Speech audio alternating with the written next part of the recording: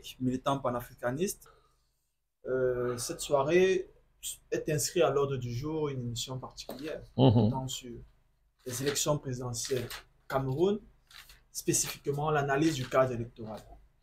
Monsieur le Président, dans la préparation de cette émission, nous avons essayé de segmenter l'évolution de ce cadre électoral, notamment ses dimensions historiques, ses dimensions techniques, ses dimensions politiques, anthropologiques, et les soumettre à votre analyse. Donc, Monsieur le Président, vous allez aborder la casquette d'homme politique purement camerounais pour répondre à ces questions. Je passerai donc la parole à Madame Yepli. Alors, Monsieur le Président, comme on l'a dit tantôt, nous allons nous balader sur plusieurs casquettes cet après-midi, mais avant de commencer à entrer dans les vifs du sujet, c'est-à-dire d'autres dimensions anthropologiques, historiques, mais même aussi de l'actualité, nous allons commencer par le mode basique. J'appelle ça les bases. Nous allons commencer donc à vous poser, nous commencerons d'abord à vouloir votre impression, bien votre idée sur des définitions telles que le système électoral, le cadre électoral, le code électoral et enfin, quelle est la relation entre ces trois concepts? Code électoral, oui. Système électoral. Cadre électoral. Voilà. Et quoi encore système électoral? On avait le système électoral. Oui. C'est quoi un système électoral? Ben, un système électoral, c'est un régime juridique par lequel un pays crée les conditions qui permettent la constitution d'un corps électoral, justement. D'un corps électoral. C'est important, hein, parce que le corps électoral, c'est des personnes capables de voter déjà, le corps électoral. Quand on convoque un corps électoral, ça suppose qu'il y a déjà eu, les listes sont constituées, mises à jour, etc., en fonction des modalités juridiques que le pays s'est donné. C'est pas maintenant le système électoral dont lui est le mécanisme juridique, si vous voulez, qui permet donc de créer les conditions favorisant l'émergence d'un corps électoral. Système électoral. Donc il y a ça. Un code électoral, n'est-ce pas, c'est encore plus précis, le code électoral. Le code électoral renvoie à une loi, si on prend le code comme une loi, mais je pense que c'est un peu universel, la loi, parce que ça renvoie à une loi, n'est-ce pas, qui spécifie de manière précise les opérations, le déroulement des opérations électorales. Les opérations électorales, en supposant qu'évidemment le mode de scrutin est défini, parce que c'est aussi ça, les prérogatives d'un code électoral, vous voyez arriver. Donc, un code électoral permet, n'est-ce pas, de bien spécifier le déroulement, n'est-ce pas, des opérations électorales, pré-électoralement parlant, électoralement parlant et post-électoralement parlant. Voilà. Merci, bien dit, Monsieur le Président. Enfin, ouais. Le cadre électoral. Le cadre électoral. Bon, si vous faites des recherches, vous verrez que le mot cadre électoral est rarement défini en tant que tel. Quand vous demandez la question du cadre électoral, on va vous renvoyer au système électoral, on va vous renvoyer au code électoral, etc. Tout ce qui va avec. Parce que la notion de cadre électoral, de mon point de vue, est plus vaste, plus englobante. Elle est plus englobante parce que elle prend en compte, elle est censée refléter des dimensions qui dépassent le cadre juridique, qui dépassent le cadre de la loi. Même si la loi peut intégrer en son sein, n'est-ce pas, les aspects, n'est-ce pas, qui normalement doivent se retrouver dans le cadre. C'est vrai que c'est une forme de corruption au sens objectif du mot, peut nous amener à assimiler cadre électoral à régime juridique, n'est-ce pas, à système électoral, parce que tout ça se traduit toujours sous une forme juridique. Mais le cadre électoral va plus loin que ça. Le cadre électoral, c'est l'ensemble de la dynamique. C'est l'ensemble de la dynamique même si elle s'exprime sur un modèle juridique, mais c'est l'ensemble de la dynamique politique, n'est-ce pas, qui n'est-ce pas, se reflète dans une forme juridique donnée en ce qui concerne les élections. Alors, l'interaction entre les formes, vous avez dit ça. Alors, pour bien comprendre ça, c'est vrai que ces notions sont très proches, parce que la forme habituelle de leur traduction concrète, c'est une loi. C'est la loi électorale. C'est le code électoral. C'est l'ensemble des dispositions juridiques, n'est-ce pas, qu'un pays se donne pour dégager un corps électoral, pour dégager une représentation nationale, n'est-ce pas, pour désigner le principal dirigeant du pays. Mais je vais essayer d'aller un peu loin pour éclairer la lanterne de ceux qui nous écoutent. Si on prend le cas d'un pays comme le Cameroun, je vais vous faire une observation. Vous allez voir que quand on parle quand on fait le débat sur les questions électorales au Cameroun, il y a des sujets qui sont absents. À l'instar de... Tout à l'heure, je reviendrai. La question, par exemple, du découpage électoral. Nous allions donc aborder ça dans une autre dimension, la dimension politique. Je vais y revenir tout à l'heure. Elle n'est pas seulement politique, elle est fondamentale pour démontrer quelque chose sur lequel tout à l'heure je reviendrai. Mais je vous dis, le découpage électoral, les questions liées à la maîtrise du calendrier électoral, de la détermination même du cadre électoral, etc. Bon, vous voyez que ce sont des questions, n'est-ce pas, qui prennent la forme juridique, mais sont éminemment politiques. Sont éminemment politiques. Alors, ça explique quoi? Vous voyez donc que le non-dit qui est fait sur ce sujet dans le cadre des réclamations qu'il y a au niveau du Cameroun vous montre, n'est-ce pas, trahit le fait que, trahit un impensé, un non-dit politique, n'est-ce pas, politique, mais qui révèle donc maintenant, si on veut, pour revenir à votre question, le lien qu'il y a entre ces trois-là, le lien est politique. Il y a un lien politique entre cadre, code électoral et le système électoral. Il y a un lien de consanguinité juridique qui lie ces notions, même si on peut les distinguer comme j'ai essayé de le faire. Il y a ce lien-là. Il y a le lien politique. Il y a le lien politique parce qu'un cadre électoral, un système électoral, un code électoral est quand même le produit d'un rapport de force politique. Est quand même le produit de l'organisation politique d'une société. Au niveau de ses hiérarchies les plus élevées. Bon, tout ça. Donc, vous voyez que c'est ça qui est le lien. Donc, ces notions traitent fondamentalement d'un même objet majeur. La question de la licité entre les élus et les votants, d'une part, entre comment dire ça, entre les élus et les votants, mais entre les acteurs politiques et les systèmes juridiques ou réglementaires ou administratifs qui, par exemple, sont appelés à trancher les contentieux. Les contentieux. Voilà. On parle au-delà.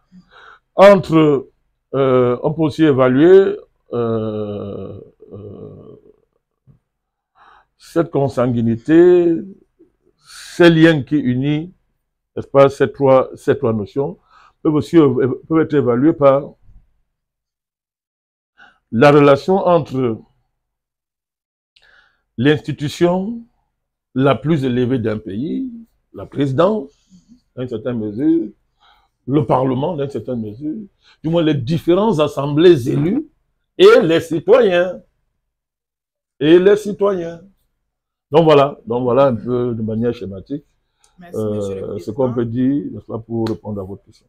Pour vous relancer toujours à la suite les définitions que vous avez apportées à ces différentes notions que nous avons mis sur la table, Monsieur le Président. Vous avez parlé d'un lien politique. Il s'agit de quoi concrètement pour ceux qui nous écoutent? Vous avez parlé, vous avez dit le cadre électoral, le système électoral, le code électoral ont un lien politique. Quand vous parlez de lien politique, il s'agit de quoi? Des intérêts de pouvoir, l'affrontement pour il s'agit d'abord de la désignation des élus. La désignation du principal dirigeant d'un pays. Dans le lien, il est là. Il est là. Donc, il y a des enjeux au-delà du lien. Ces notions-là sont liées par les enjeux politiques qu'elles sont censées gérer, envelopper, traduire dans une forme, je répète encore une fois le plus, juridique. Donc, le lien, il est là.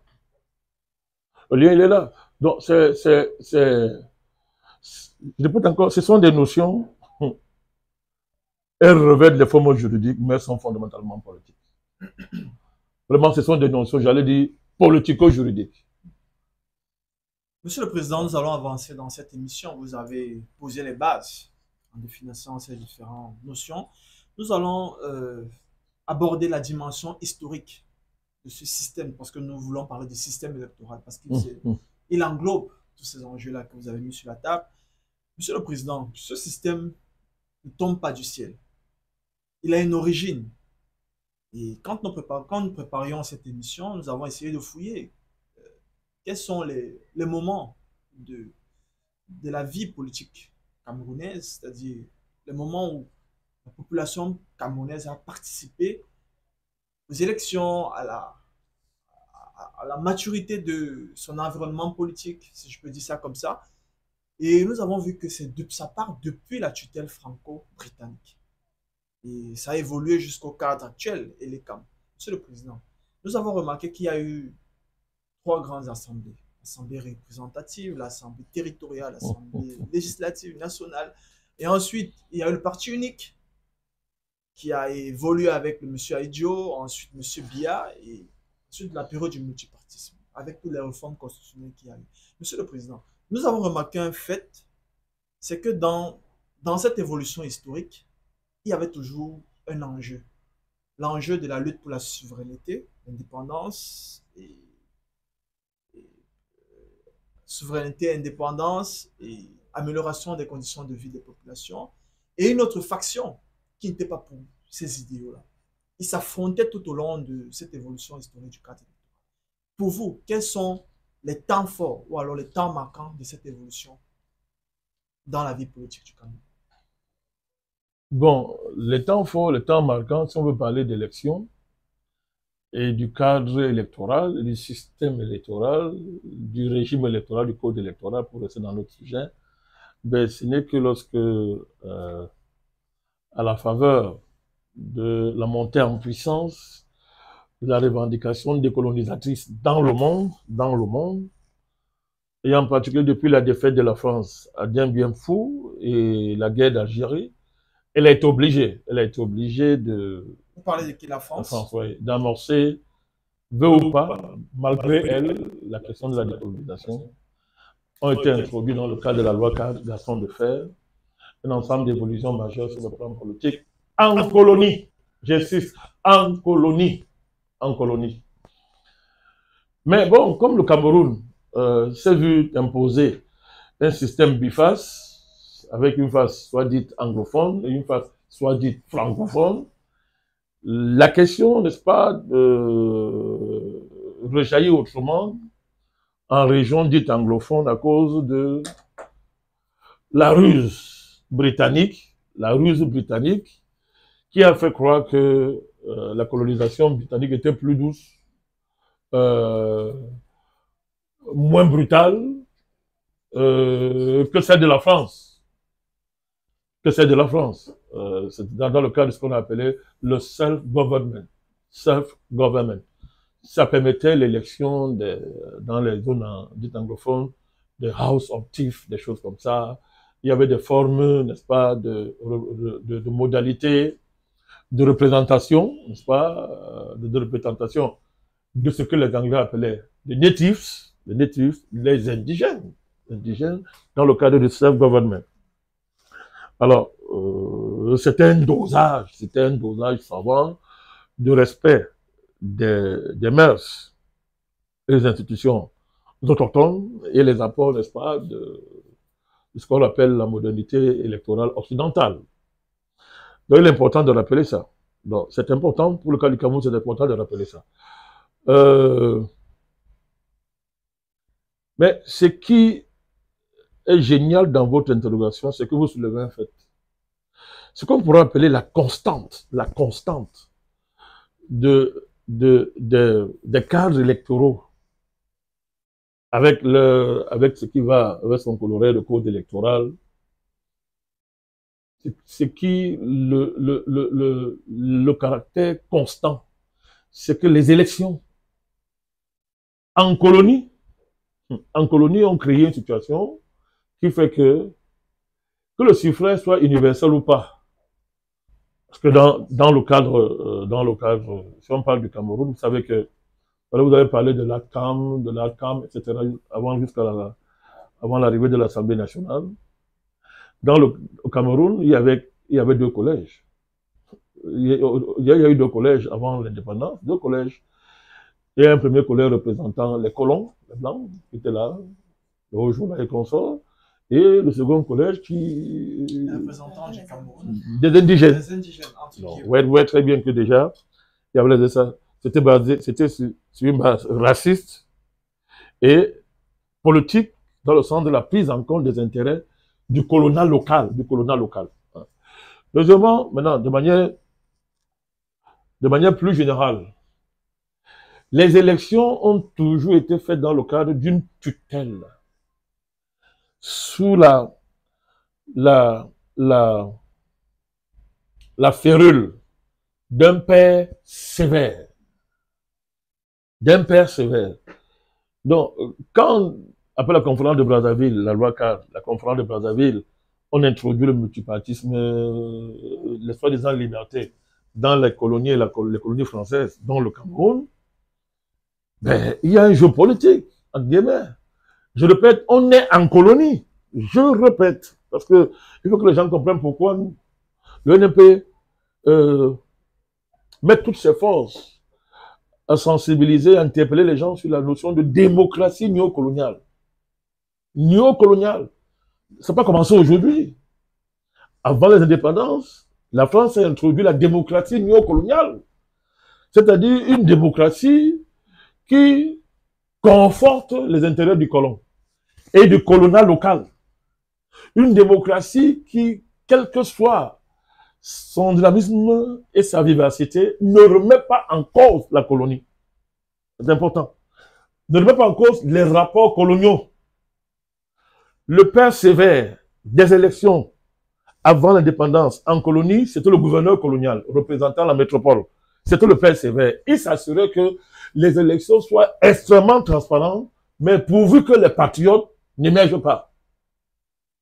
Que cela garantisse qu'aucune force anticolonialiste n'émerge. C'est le contentieux. C'est le problème national camerounais. C'est ça qui va aboutir à l'élimination électorale de l'UPC, à la guerre d'indépendance. Donc pour vous, ce caractère colonial... C'est le caractère constant des élections au Cameroun. Je salue votre génie. C'est le principal caractère. Parce que quand vous allez voir les analyses des juristes camerounais qui commentent le code électoral, ils ne connaissent pas ça. Il n'y a pas ça dedans. Soit ils omettent ça à dessein, soit ils ne connaissent pas. Parce que dans leurs études, ils se limitent à étudier le code électoral tel qu'on l'a présenté sous forme de la loi. Bon, ça fait sourire pour des juristes. Ça s'appelle c'est même pas, c'est du pur juridisme. C'est-à-dire que c'est même pas, ça dit juridique. Ce sont des études sans épaisseur. Je suis désolé. Malgré le respect que j'ai pour eux, hein. C'est obligé de le dire. Parce que, vous voyez, la notion de père sévère, la notion de tutelle, commence, d'abord, tout ce que la France a fait à ce moment-là, y compris l'Angleterre, les deux faisaient. D'abord, c'était sous la tutelle des régimes de mandat et des régimes de tutelle. Ça, c'est la tutelle onusienne. Ça, c'est le regard onusien. Mais Monsieur le Président, au départ, l'ONU était favorable à l'autodétermination et à l'indépendance des anciennes colonies.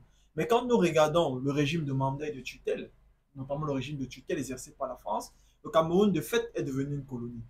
Pourtant, la France devait juste accompagner ce mouvement politique. Ça, nous l'avons déjà expliqué. C'est-à-dire que, moi je vais appeler ça, c'est la contradiction principale. C'est le problème du Cameroun. C'est le malheur historique du Cameroun. C'est ça qui explique tout. Le fait qu'on a transformé en colonie un pays qui n'était pas une colonie. Et tout ça sous le regard de l'ONU, qui a laissé faire. Parce que nous voyons les représentants du Cameroun à cette époque, tout à fait, étaient pratiquement alignés sur les intérêts français. Tout à fait. C'est-à-dire qu'ils ont laissé faire. La France savait comment manœuvrer à l'ONU pour que l'ONU ferme les yeux. Alors que le mandat de tutelle était clair. C'était clair, c'était le document à partir duquel on évaluait l'action française. Mais l'ONU a fermé les yeux. Alors, donc, écoutez bien, c'est-à-dire que le caractère fondamental, l'élément déterminant, quand on parle du cadre électoral au Cameroun, quand on parle du système électoral, du code électoral, c'est ce qu'on veut dire, c'est l'élément de base. Mais bizarrement, aucun acteur n'en parle. Les études qu'on fait n'en parlent pas, on nomme ça. Pourtant, c'est l'élément déterminant, c'est un non-dit. C'est un refoulé. Mais comme tous les refoulés, il est très puissant. Quand il revient, parce qu'il revient toujours à la surface, et il agit sur le mode du refoulé.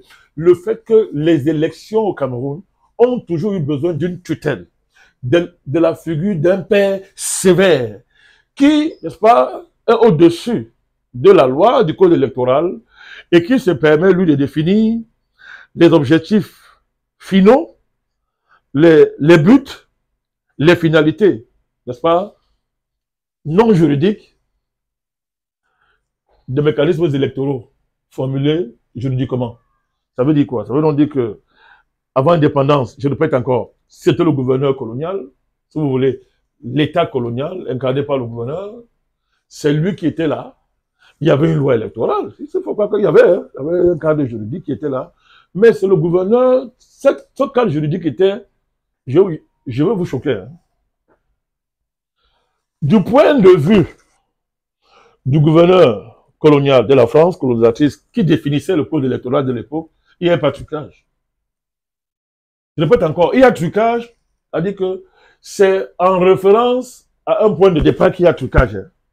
Bien évidemment. C'est-à-dire que à l'époque, la France ne pouvait pas dire, ne pouvait pas autoriser l'Angleterre de venir critiquer ce qui s'était passé dans sa colonie. Vice versa, etc.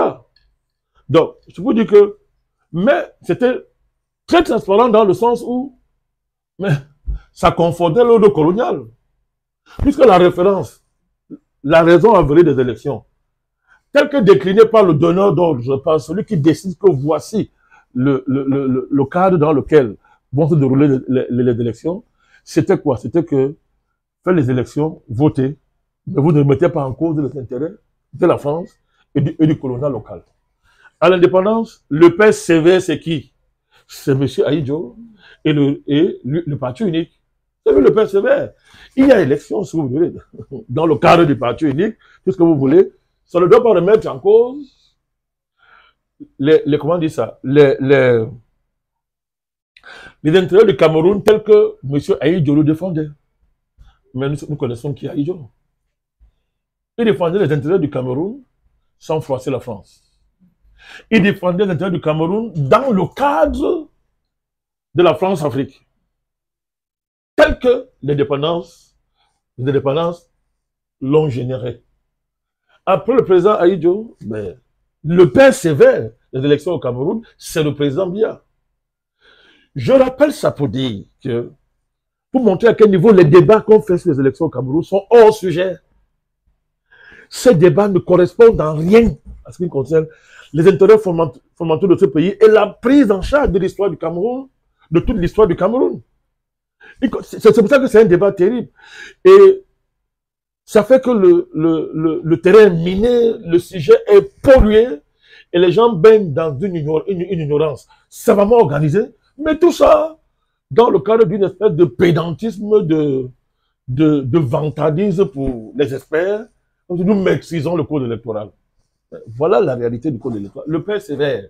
Si vous contestez au président Biya de revendiquer le père sévère, vous devez remonter au début de l'histoire du Cameroun pour comprendre pourquoi l'État camerounais, qui est la première puissance qui opère au Cameroun en termes d'organisation, à tout le point de vue, pourquoi il est l'héritier d'une vieille tradition et qu'il ne s'en séparera pas. Et que pour séparer l'État du Cameroun de cette nature qu'il a, il faut autre chose. Bon, restons polis, que les revendications que nous entendons tous les jours.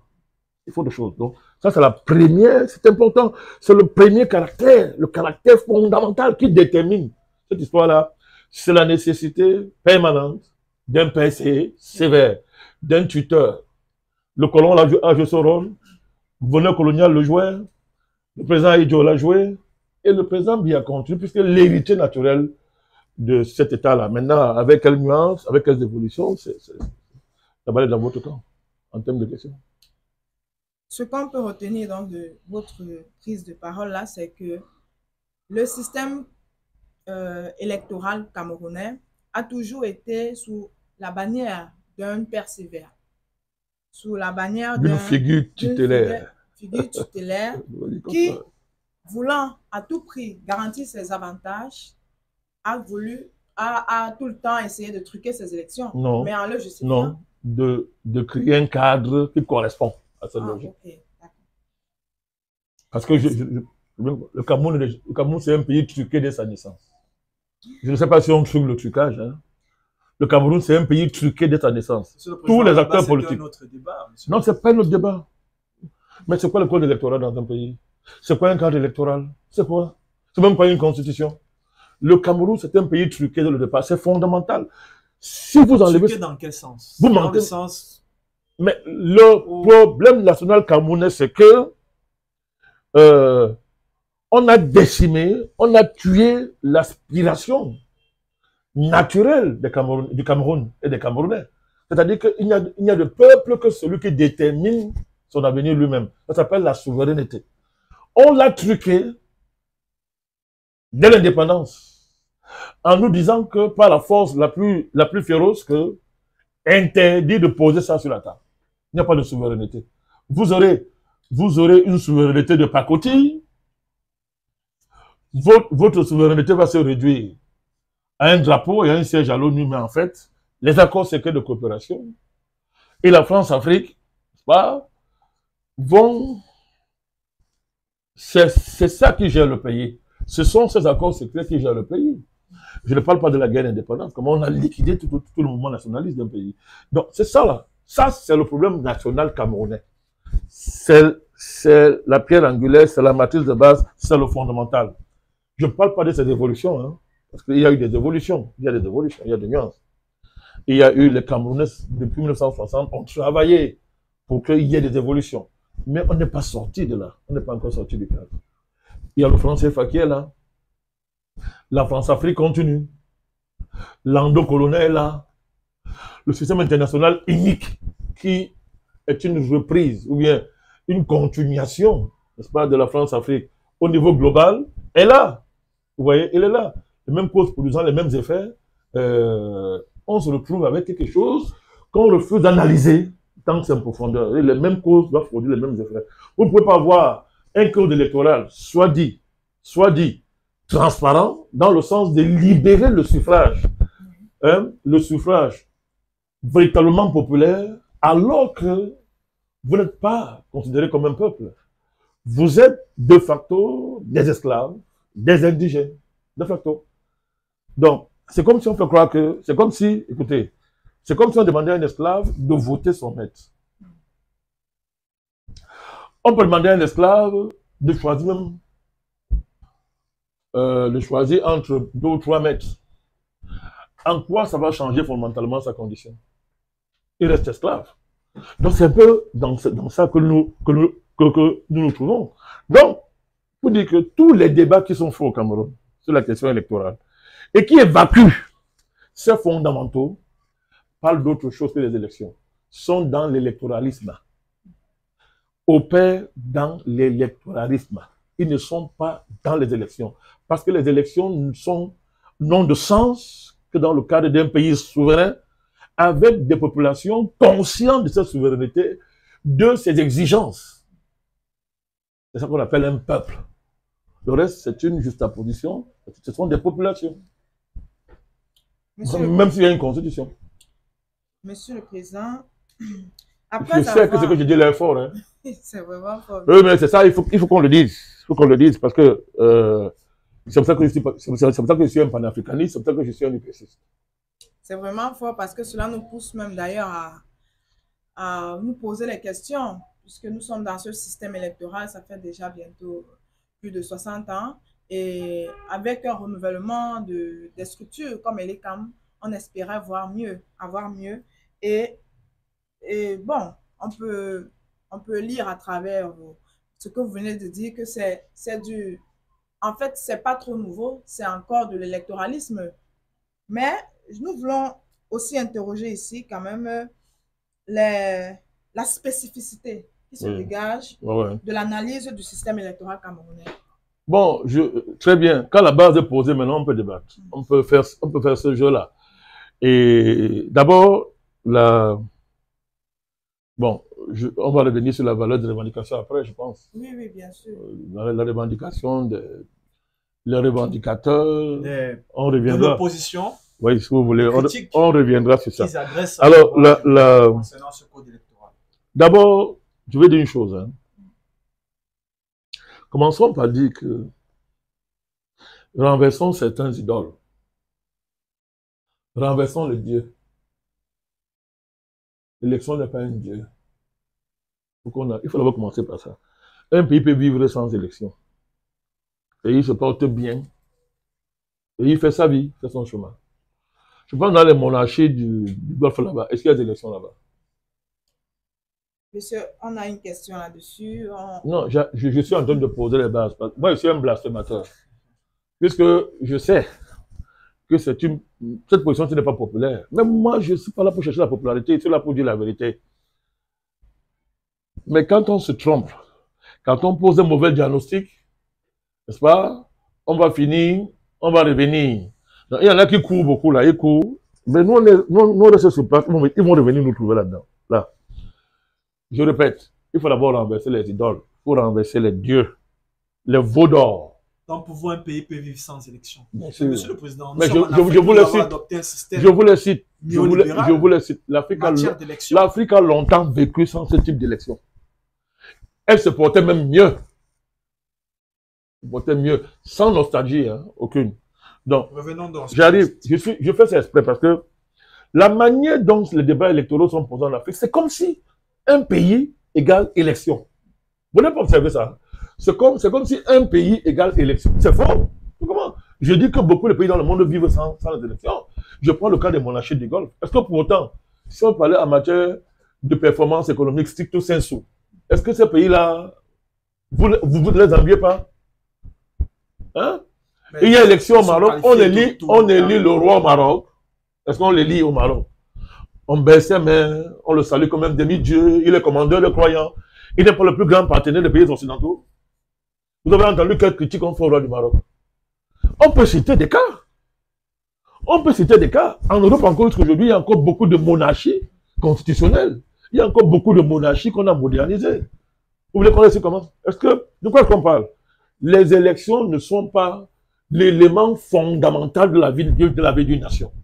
Les éléments fondamentaux de la vie d'une nation, c'est la situation, l'état socio-économique des gens.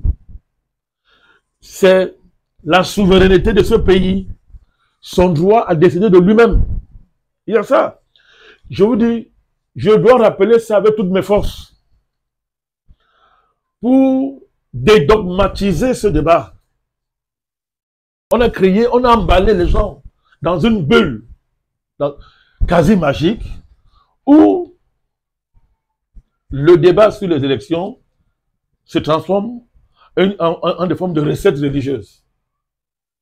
Mais je suis désolé, ce n'est pas ça un débat. Monsieur le Président, de manière attendez. c'est ce système électoral qui domine. Je suis en train d'introduire le sujet. Allez-y. Si je ne fais pas ça, c'est pas mon rôle. Je ne ferai pas comme eux. Ça parce qu'on est à Rome, qu'on a fait comme les Romains. Moi, je ne suis pas un Romain. Même si je peux me retrouver à Rome. Je vous dis, il faut arrêter ça. C'est ça qui explique les guerres civiles dans d'autres pays africains. La recolonisation qu'il y a dans d'autres pays africains, c'est ça. Vous voulez qu'on parle de la Côte d'Ivoire? Il n'y avait pas ce type d'élection chez Kadhafi. Les modernisateurs et les démocratisateurs professionnels sont venus depuis combien d'années? Regardez l'état de la Libye. On ne sait pas si elle va s'en remettre un jour. Regardez l'état de la Libye. Mais qu'est-ce qu'on nous a dit? Non, on va démocratiser, il y aura des élections, c'est un dictateur. Mais regardez le niveau de vie que la Libye avait atteint. Regardez la qualité des mœurs qu'il y avait en Libye. Donc, il faut qu'on mette ces choses-là sur la table. Quitte à être impopulaire, monsieur. Le Cameroun peut vivre ses élections. Au moins, on serait épargné de ces querelles, de ces bavardages, de ces divisions qui, pour moi, sont superficielles face aux défis qui nous attendent, monsieur. C'est ce que je suis en train de dire. C'est ce que j'appelle d'abord renverser les idoles quand on parle de la question.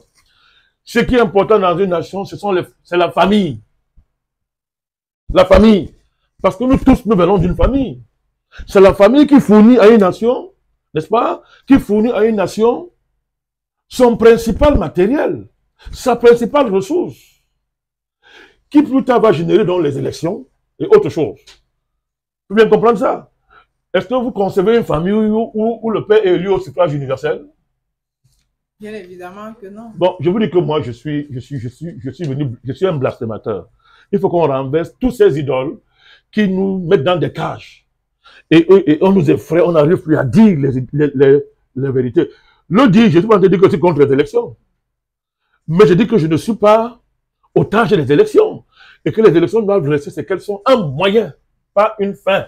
Et on évalue la qualité d'une élection par les finalités, par les fins. Qu'on va atteindre, n'est-ce pas, en procédant à des élections. Donc je reviens donc à votre question maintenant que j'ai dit ça. Le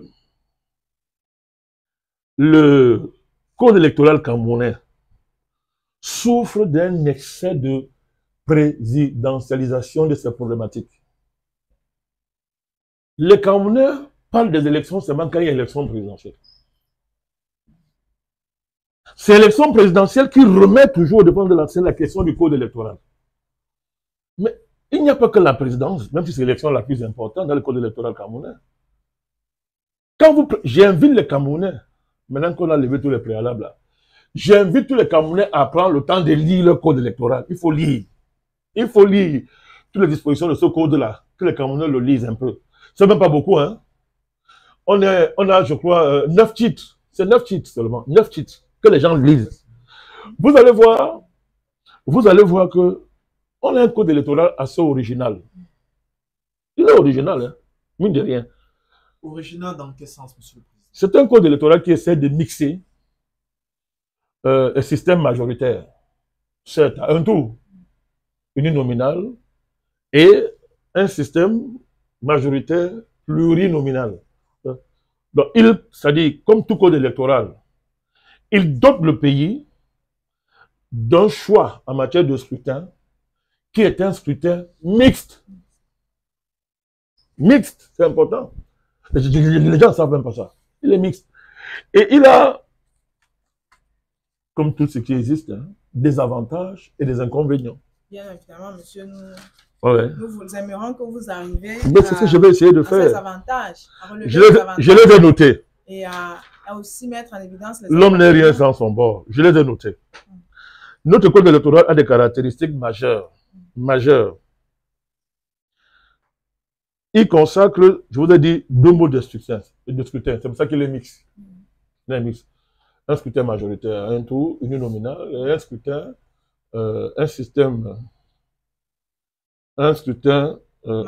majoritaire, plurinominal. Oui. Plurinominal. Oui. Donc, ça veut dire quoi? C'est un non-mixage. Deuxième caractéristique, c'est par ce mécanisme, il met en valeur les minorités. Dans le code électoral camerounais, on insiste sur la question de ce qu'on appelle la composante sociologique. Ça paraît banal, mais c'est pourquoi? C'est parce qu'on veut prendre en cause la question des minorités, qui est un problème sérieux dans notre pays. On le voit tous les jours. Vous avez la question du genre. Le code électoral camerounais exige que le genre soit sérieusement pris en compte dans la composition d'une liste. On peut disqualifier votre liste parce que vous n'avez pas respecté soit ces deux exigences, soit l'une d'elles. Monsieur le Président, nous avons observé dans... Non, laissez-moi aller au bout des... Je vous donne vos caractéristiques. Vous avez posé votre question. Les caractéristiques sont objectifs. Hein. C'est ce qu'on appelle la prime à la vieillesse. La vieillesse, prime à la vieillesse. Pourquoi? Quand il faut trancher, n'est-ce pas, dans le cas où, n'est-ce pas, une minorité, une majorité ne s'est pas dégagée, soit au niveau de la liste, au niveau de l'attribution des sièges, etc., on va vous dire que la liste qui a la personne la plus âgée va emporter. Donc, vous voyez, on met en avant l'âge. On fait une prime à la vieillesse. Donc, l'autre caractéristique objective, c'est la prédominance de la majoritaire, système majoritaire, sur la proportionnelle. C'est ça aussi un caractère majeur. Hein. C'est-à-dire qu'il y a un dosage de proportionnel et de majoritaire. Sauf que, dans le cadre du code électoral camerounais, la proportionnelle accompagne le majoritaire simplement. Alors qu'ailleurs, il y a une véritable compensation entre le majoritaire et la proportionnelle. Donc, ça, c'est un élément, un autre caractère. Et il y a la domination des partis sur les électeurs. Vous pouvez pas, ce que je dis là, vous ne pouvez pas comprendre ça, vous n'allez pas étudier le code électoral là. Il faut s'asseoir, tu étudies ça pour voir tout ce que c'est introduit là. Donc, il y a la prédominance des partis sur les électeurs. Ça se traduit par le fait que les listes sont présentées par les partis, d'abord. Deuxièmement, il y a ce qu'on appelle les listes bloquées. Les listes sont bloquées. Pourquoi c'est bloqué? Parce que, en bloquant les listes, ça permet de contrôler les critères que tout à l'heure je vous ai parlé, la question de la prise en compte de la composante sociologique et du genre. Mais c'est bloqué parce que ailleurs il y a ça. Hein.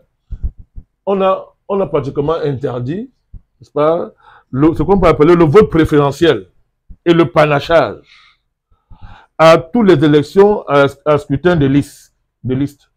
Ailleurs, vous avez cet élément-là, le vote préférentiel. C'est-à-dire que l'électeur directement donne sa préférence à un candidat même sur une liste. Ça se fait. Dans le monde, il y a le système électoral qui prend ça en charge. Il y a le panachage. Vous panachez une liste. Donc, au Cameroun, c'est pas possible. D'où la notion de liste bloquée. Alors, vous avez, enfin, l'exclusion pure et simple du scrutin majoritaire à 2 tours. Voilà les caractères objectifs du code électoral camerounais. Tout à l'heure, on va voir en quoi c'est avantageux, en quoi c'est pas avantageux. Pour boucler cette phase technique de la question. Mais voilà au moins ça. Si vous ne connaissez pas ça, vous parlez de quel code électoral? On parle de quoi? Pourquoi le législateur a choisi ce type de mode de scrutin? Pourquoi il a choisi? Vous ne pouvez pas répondre à ça si vous ne revenez pas à ce que tout à l'heure j'ai convoqué. La figure du père sévère, la figure du père tutélaire. Et le président Biya et l'État camerounais exercent cette figure tutélaire. Je veux dire en quoi c'est déterminant tout à l'heure. Donc voilà les caractères du code électoral camerounais. Donc selon vous, cette spécificité entre au niveau même de la constitution de ce code électoral? Bien sûr, c'est ça qui te dit quels sont ses caractères, c'est ça. C'est ça. Un code électoral, c'est d'abord le caractère de ce code-là qui le distingue par rapport aux autres codes électoraux en vigueur ailleurs. Donc ailleurs, il y a les codes électoraux. Mais au Cameroun, voilà ce qui fait la particularité du Cameroun. Quels sont ses avantages? Allez-y. Okay. Ses avantages, c'est l'émergence de majorités stables dans toutes les assemblées élues. Les majorités sont stables. Deuxième avantage, grâce à la représentation proportionnelle, les courants minoritaires sont quand même représentés. Ben, vous ne comprenez pas ça, vous n'allez pas voir l'importance, par exemple, d'un coup Vondor dans le jeu politique camerounais. Si monsieur en passant, je le salue. Il n'est pas le seul. Il y a beaucoup de petits partis qui existent, avec un conseiller, d'autres ont 2, 3 ou 4, et qui jouent un rôle. Ils jouent un rôle. Tout à l'heure, demandez-moi pourquoi le LNP n'a même pas un conseiller. Tout à l'heure, je vais vous répondre. Mais il y en a. Oui. Nous allons y arriver. Oui, mais il faut poser la question. Je vais expliquer. Je vais expliquer de manière objective. Voilà. Donc, vous avez ça. C'est-à-dire que ça permet aux petits partis d'exister. Le dosage avec la proportionnelle permet ça. Le troisième avantage, c'est que c'est un scrutin simple. C'est-à-dire que c'est tellement simple, c'est accessible, c'est compréhensible. Dans un pays où on peut trouver beaucoup de personnes qui n'ont pas un niveau d'études suffisant pour aborder les complexités d'un code électoral très complexe comme ailleurs, où vous avez la majoritaire, vous avez la proportionnelle, vous avez même le vote préférentiel, etc. Ça devient très complexe. Parce que, en termes de calcul, c'est souvent très compliqué. Mais le Cameroun a simplifié. C'est accessible. Enfin, comme je l'ai dit tout à l'heure, il met en avant les minorités. C'est ça les listes bloquées. Les listes bloquées. Alors, ça nous amène au faux débat qui est là. Quand les gens utilisent le tribalisme pour se positionner politiquement, ils font comme si déjà ça n'a pas été pris en compte, non seulement dans la composition des listes, dans le mode de scrutin, c'est pris en compte. C'est pris en compte. Donc, on n'a pas besoin d'exacerber encore le tribalisme pour essayer, je ne sais pas quoi, imposer quoi. Voilà. Alors, maintenant, quels sont ces tares? Quels sont les tares de ce système? Oui. Ça a des tares. Alors, premièrement, l'équilibre entre la proportionnelle et la majoritaire est largement en faveur de la majoritaire. Comment expliquez-vous ça? Mais vous pouvez voir le rapport de force dans nos assemblées. Vous voyez que ça privilégie quoi? Les grands partis. Un grand parti est privilégié. Quand tu as une majorité, elle est écrasante. Vous n'avez qu'à voir. C'est la conséquence directe de ce choix. C'est ça que je parle des limites, tout à l'heure, je vais parler des avantages. Vous voyez qu'on essaie d'être le plus objectif possible. Il y en a qui noircissent, il n'y a rien. Non, non, on sort les avantages. Ce que vous dites là est incontestable. Hein. Moi, j'ai fait des recherches. Tous les techniciens de la question vous disent ça. C'est ça que je vous dis. Donc, depuis, j'ai lu suffisamment pour faire cette synthèse. Donc, vous avez une faible diversification en termes de variantes de modes de scrutin utilisés. Je l'ai dit tout à l'heure, puisqu'on a exclu pratiquement le mode de scrutin majoritaire à 2 tours. Nous avons remarqué que ce mode majorité à 2 tours a consacré beaucoup des guerres civiles. Je n'entre pas encore en termes d'analyse, en termes de valeur. Je suis dans simplement en termes de décliner les Allez-y. Donc, comme je dis, ça avantage les grands partis au détriment des petits partis. Et ça maintient, ça favorise le maintien au pouvoir, au cas d'espèce du RDPC. Il est avantagé. En ce sens, on peut dire que c'est un code électoral taillé sur mesure. Voilà. Vous avez l'exclusion, le refus des listes ouvertes. Alors, on a refusé le vote préférentiel, on a refusé le panachage. Donc, les listes sont bloquées. Alors, le problème, c'est quoi? C'est que quand c'est comme ça, les électeurs votent sans même connaître les candidats. Ils ne connaissent pas. C'est le parti qui est en avant. La figure de son leader suffit. Alors, ça fait que c'est dans les années 92, en montant, ça continue d'ailleurs, on vendait les places. On vend les places. Mais c'est-à-dire que le leader se met devant, le parti est devant, c'est le tel parti. Si c'est pour le frère du village, on ne raisonne pas. C'est-à-dire qu'on vend les places, on a connu ça, on vend. D'abord, c'est même pas fini. On vend les places. Donc, du coup, vous voyez donc que, à la fin, les élus, ils sont plus redevables au parti qu'aux électeurs. Alors, ça a des conséquences. Si je suis pour le débat au parti qu'aux électeurs, j'aborde la question de la sanction électorale autrement que si je suis dépendant des électeurs. Enfin, un de ces limites, c'est que on peut dire que c'est un code électoral anti-jeune. Dans le code, il n'y a aucun article, il n'y a aucune mention d'une quelconque modalité de représentation des jeunes. Donc voilà, je vous ai donné les avantages et les inconvénients. Ah ben maintenant, Merci, Monsieur le Président. Vraiment, nous sommes très ravis d'entendre cela parce que d'ailleurs, nous avions également relevé quelques manquements. À l'instant, vous parlez tout à l'heure de la proportionnelle Oui. répartition des sièges Oui. qui nous posait un réel problème. À savoir que lorsque c'est 51% par exemple, 51% qui l'emporte lors des élections législatives ou municipales, ce parti prend avale tous les sièges. Oui, la majorité absolue. Or, les 49% qui restent, ils ne sont pas représentés. The winner take all. Non, c'est pour nous vraiment... Alors, mais quand il n'y a pas la majorité, la proportionnelle entre en compte. Oui. Sauf que s'il a la moitié, quand il prend la moitié des sièges, il revient avec ça pour aller discuter encore la proportionnelle qui reste. C'est ça qui est... Voilà. Oui, c'est ça qui est abusif. Oui, c'est ça qui est abusif. Ouais. Voilà. Autre limite encore que nous avons pu observer aussi, c'est que, même pas une limite, et une observation. C'est la conséquence de ce choix, de ce mode de discussion. Une autre conséquence de ce choix, c'est que dans certaines listes du parti au pouvoir, par exemple, il a été décrit le fait que les composantes sociologiques, ethniques du genre ne s'étaient pas forcément prises en compte. Mais malgré ça, ils étaient quand même concurrents. Juge parti. Voilà.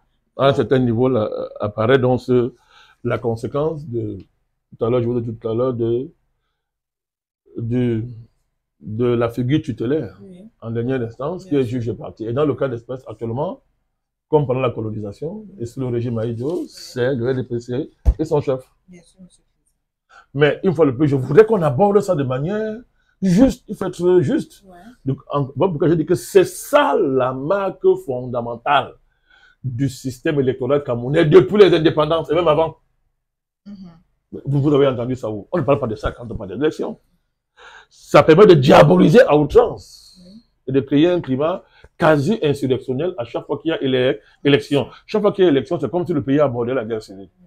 Chaque fois qu'il y a élection, c'est comme si le pays abordait la guerre civile, alors que on devrait aborder ces échéances-là avec de la sérénité, avec du calme. Mais tout ça est justifié par quoi? On dit que non, l'État est jugé, le RDPC est jugé et parti. Sauf que ceux qui le disent oublient d'approfondir le fait que le RDPC est certes le parti très très proche de l'État, mais on n'est pas au Cameroun dans le cadre d'un parti-État, au sens où l'État RDPC a créé l'État. Puisque Paul Biya, le deuxième président du Cameroun, avant lui, il y a eu M. Aïdjo, avant Aïdjo, on prenait dans quelles conditions on accédait à l'indépendance. Donc, l'occultation de tout ce pan entier de notre histoire et de l'histoire électorale du Cameroun, c'est ça qui est la visée politique fondamentale. Et ça qui permet de savoir, n'est-ce pas, les camps qui s'affrontent. D'où la nécessité pour le NMP de prendre de la hauteur. Le NMP doit prendre de la hauteur, se mettre au-dessus de ces contingences-là, parce que nous, on défend le Cameroun. On défend le Cameroun. Donc, c'est pour ça que j'insiste sur cette donne-là. Monsieur le Président, vous avez abordé la question des limites, c'est-à-dire les limites structurelles de ce code électoral, et vous avez également abordé le point des avantages, c'est-à-dire une forme de stabilité au niveau de majorité politique qui garantit une forme de statu quo sur la scène politique. Monsieur le Président, toujours dans ce sillage des limites, nous avons vu une classe politique pratiquement vent debout contre ce code électoral. Et ils mettent en avant plusieurs arguments. L'omniprésence du chef de l'État en tant qu'organisateur, gestionnaire et superviseur des élections. Je prends par exemple un article de ce code. C'est l'article 12, alinéa 3, où il est écrit: le président, le vice-président et les membres du conseil électoral sont nommés par décret du président de la République. Ça, c'est juste un exemple, parce qu'il y a d'autres articles qui donnent des précisions plus claires sur l'omniprésence et la mainmise du pouvoir sur ceux-là qui sont censés présenter ou alors organiser des élections justes et transparentes. Pourquoi cette dichotomie, Monsieur le Président? Je vais vous répondre. Mais avant de vous répondre, je voudrais... c'est même parti de ma tête, là, vraiment, je ne peux pas oublier, parce que je voulais revenir sur un élément. Bon, peut-être, Dieu me dira ce que ça revient dans ma tête. Voilà, la question des limites, merci, c'est revenu. Vous ne parlez pas des limites d'un code électoral sans insister sur les avantages, il faut les comparer. La question est celle-ci, ok, il y a un verrouillage, c'est un tour. J'ai énoncé toutes les limites. Mais les avantages, c'est quoi? La stabilité. La possibilité de gouverner en évitant l'anarchie liée à un parlementarisme émietté qui va déboucher sur la dictature des partis et qui va bloquer la possibilité de gouverner. Moi, je vous pose la question. Quand on compare avantages et limites, chacun va répondre. Hein. Qu'est-ce qu'on préfère? Dans des conditions concrètes de notre pays, est-ce qu'on peut se payer le luxe? Est-ce qu'on peut se payer le luxe de nous enfermer dans l'instabilité liée au parlementarisme colonial incontrôlé? D'autant plus que là où il y a ce que les gens réclament là, ça débouche sur quoi? Sur des guerres civiles. Hein. Alors, vous prendrez le cas du Sénégal, par exemple. J'ai déjà expliqué ici pourquoi la spécificité du Sénégal. Ça marche au Sénégal parce qu'il y a un accord entre l'élite politique sénégalaise, où il n'y a pas eu de guerre d'indépendance, et le colon français, qui a décidé donc, à partir de là, que j'en fais un comptoir moral. Je le dis sans mépris pour les Sénégalais, hein, mais c'est la vérité historique. Toute l'histoire du Sénégal, c'est ça là. Mais au Cameroun, il y a eu un problème grave. Grave. Il y a eu une guerre d'indépendance qui s'est traduite par une hostilité sauvage du colon à l'égard du mouvement patriotique. Et on a installé au pouvoir des personnes qui ne voulaient pas de l'indépendance.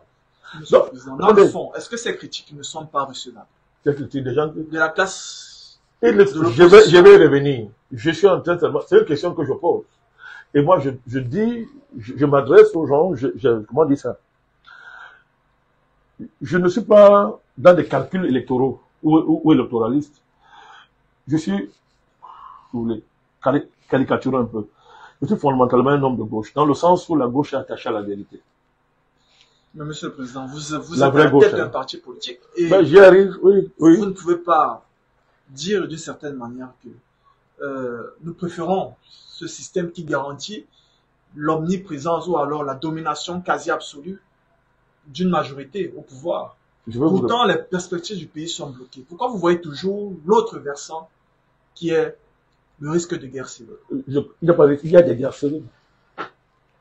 Les faits sont là. Deuxièmement, il y a les déchirures post-électorales. Un pays comme le Cameroun a évité ces péripéties qu'on a vues ailleurs à cause justement de ce choix qu'on a fait. Ma position est impopulaire, je le sais, mais je m'en fous. Je ne suis pas là pour gérer les humeurs des gens. Je dis la vérité. Le Cameroun a évité ces périls qu'on a vus ailleurs là, à cause du caractère spécifique de ce pôle électoral. Et le Cameroun n'est pas le seul pays qui a une élection à un tour. Bon, si vous voulez parler des modèles démocratiques, allez au bout de votre logique. Aux États-Unis, c'est un tour. Vous ne citez que les États-Unis. Donc, je suis en train d'expliquer ceci pour vous comprendre bien.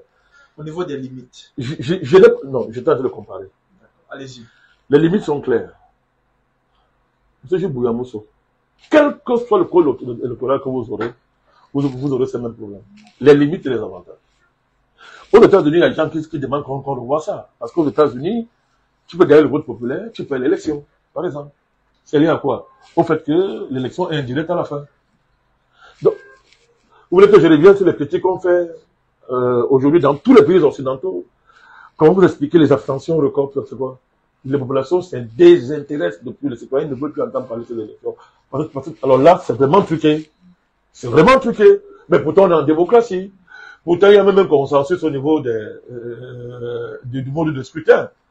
Hein? Vous voyez ça? Mais, vous voyez donc que chaque médaille ayant son revers,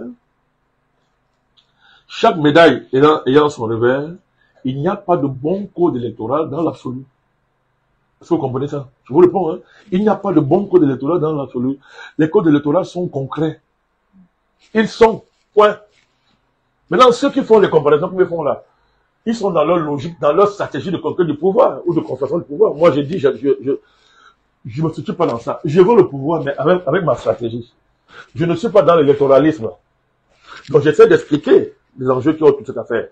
Je dis ceci. Dans les conditions, l'histoire du Cameroun, son histoire, dans les conditions actuelles du Cameroun,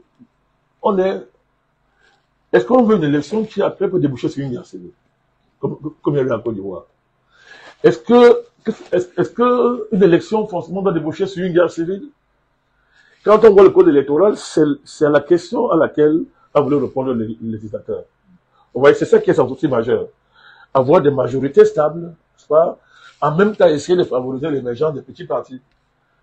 Ça débouche sur un verrouillage. De facto, c'est le même parti qui domine garantie. Mais, je vais aller plus loin dans ma réponse. Vous allez voir que je ne joue pas le jeu du pouvoir. Il y a une contradiction fondamentale, grave, dans le jeu de ceux qui réclament le changement du code électoral.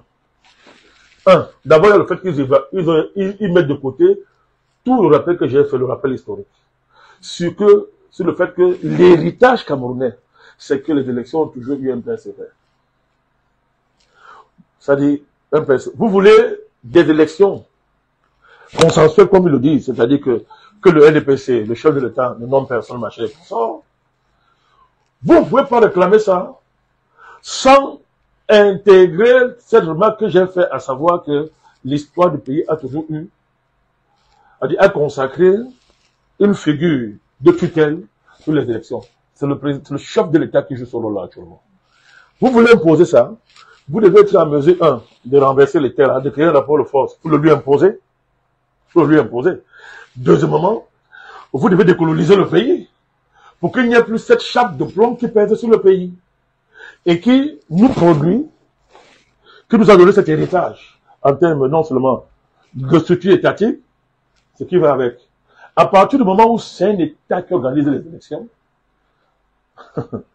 je suis obligé de le dire, c'est quand même sûrement demander à cet État de l'organiser pour faire des élections. Je vais vous dire pourquoi les opposants qui réclament que le temps ne sont pas sérieux. Allez-y, parce que nous voulons... Sur la base de cette loi. Je vous le dis tout à l'heure, j'ai fait la différence entre système électoral... Parce qu'on a l'impression dans l'opinion publique que votre opposition a tendance à confronter le pouvoir sur la question précise du code électoral. Vous croyez que je ne veux pas m'empêcher de donner parce que les gens pensent ça. C'est leur problème, ils n'ont pas pensé. Et comme ils sont dans l'émotion, ben voilà les élections qui les gagnent. Qu'ils imposent dans les réformes du code électoral. Je n'ai pas empêché à quelqu'un de l'imposer. Hein. Ça ne sert à rien de railler le président Malakani. Vous voulez des réformes électorales, imposez ça. Imposez-les. Ils ont besoin de votre soutien. Non, s'ils veulent mon soutien, qu'ils rejoignent ma cohérence. Ma démarche est claire. Je ne suis pas dans une dynamique électoraliste. Je veux des élections dans mon pays.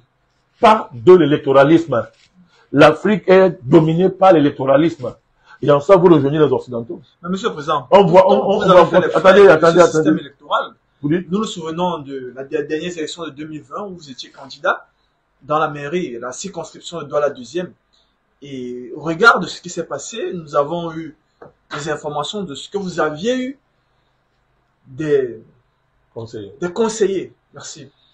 Mais on n'a pas compris pourquoi ça vous a été refusé. J'ai déjà expliqué ça plusieurs fois. Mais en même temps, je suis cohérent, je ne suis pas allé pleurer, je n'ai fait aucun recours. J'ai dit que les gens du DPC dormaient ici, ils dormaient. Parce qu'à l'époque, il y avait des divisions au sein du DPC, à la deuxième à l'époque. Pour que je fasse du recours, j'ai dit, je ne fais pas ici cohérent. Mais monsieur le Président, est-ce que ce n'est pas une raison pour essayer pour faire quoi? De réformer ce système-là? Parce qu'il ne permet pas des forces jeunes, novices et porteurs de changement comme la vôtre d'émerger et d'occuper le terrain politique. Ma démarche est guidée par deux choses. Je fais la politique, pour l'intérêt de mon pays. Deuxièmement, je me mets à la place de celui qui gouverne. Est-ce qu'à sa place, je peux faire mieux que lui ou ne pas faire comme lui?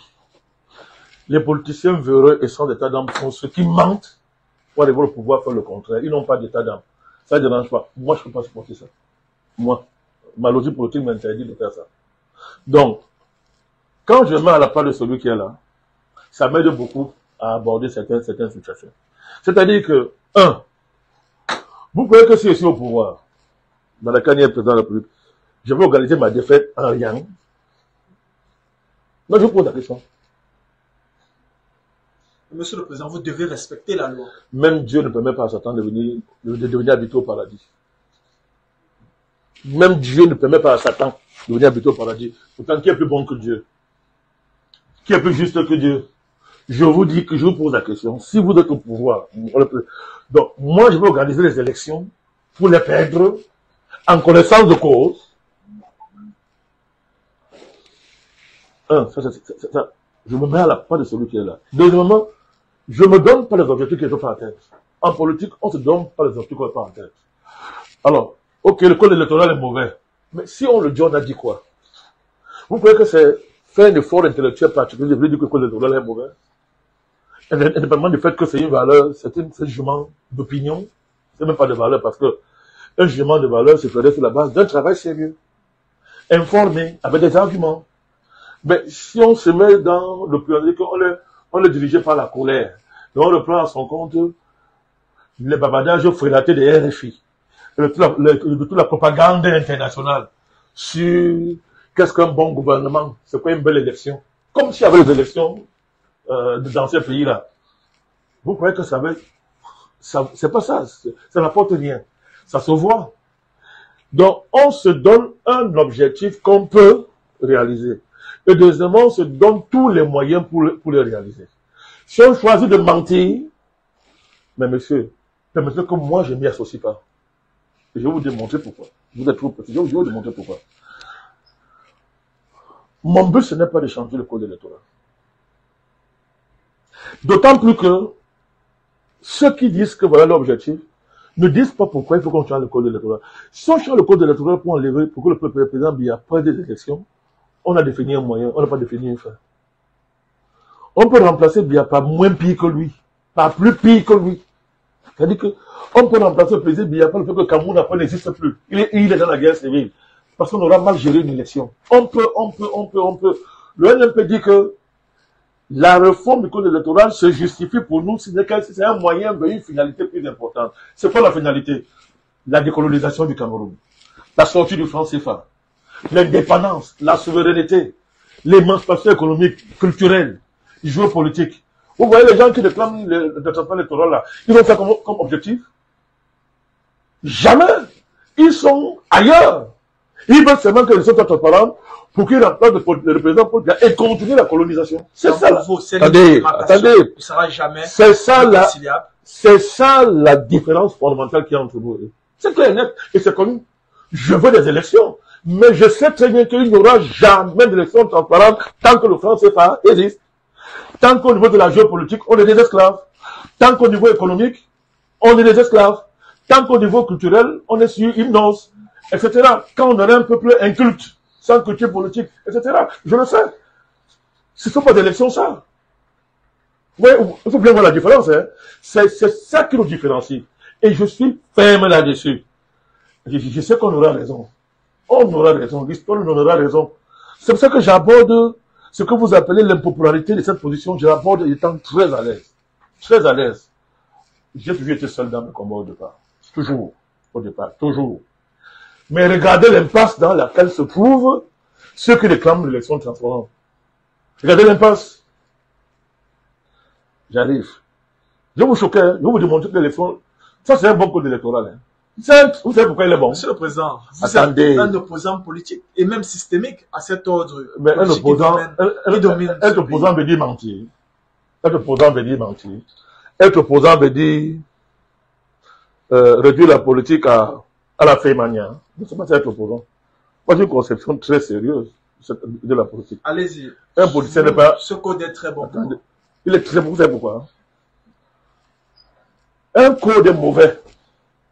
Truqué. Vous voyez comment les gens courent pour aller aux élections. Vous voyez comment les gens courent pour aller aux élections. Moi, je vous pose la question. Comment un code électoral est mauvais et les gens courent, ils sont même prêts à mourir pour aller aux élections. Vous voulez pas voir comment on entend vous dire qu'il y en a qui sont prêts, ils disent qu'on va bouler le Cameroun, ils vont pas aux élections. Vous voulez pas, ils le disent tous les jours, non. Mais c'est avec quelle cause? C'est avec quelle cause? Je répète, on va aux élections avec quelle cause? Démagogie, mensonge. Je ne suis pas un démagogue. Quand un code électoral est mauvais, on ne va pas aux élections. Vous comprenez? Quand un code électoral est mauvais, on ne va pas aux élections. quand un code électoral est mauvais, on va pas aux élections.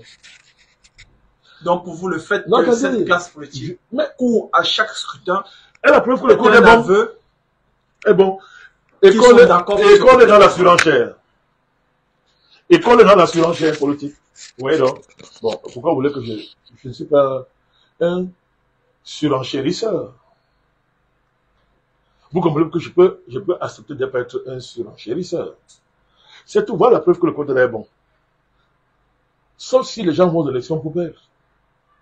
Mais s'ils savaient qu'ils perdraient, mais ils n'iraient pas aux élections comme ça. C'est parce que le code est bon. C'est même tellement bon que comme quand ils perdent, ils sont même contents. Ils sont même contents. Leur défaite est une performance. Leur défaite est une performance. Puisque, après, ils sont des héros parce qu'ils sont allés à une élection truquée d'avance. Vous voyez que c'est sérieux ça. C'est sérieux ça. Mais laissez-moi maintenant vous démontrer en quoi leur discours est incohérent. Leur revendication incohérente. Nous vous écoutons. Vous croyez que, écoutez, comment expliquer que les revendications de ce que vous appelez l'opposition se limitent à la transparence électorale, c'est-à-dire quoi? À l'expression valable et authentique des suffrages. Je répète.